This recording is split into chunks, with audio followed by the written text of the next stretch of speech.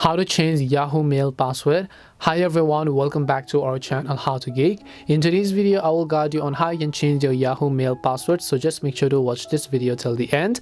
In order to change your Yahoo Mail password, all you have to do is first of all go to mail.yahoo.com. I will also make sure to drop a link below and then log into your account. So once you're logged in, basically if you want to change your password, just click on your profile icon from the top right and then just go to the option called account info. And then once you go to account info, on the next specific page you'll be able to see this type of information, where on the left hand side you have to simply switch to the tab that says account security.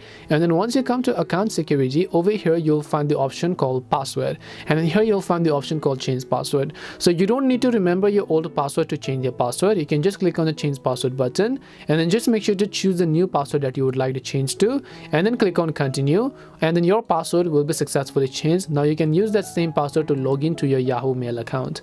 And that is it on how you can simply change your Yahoo Mail password.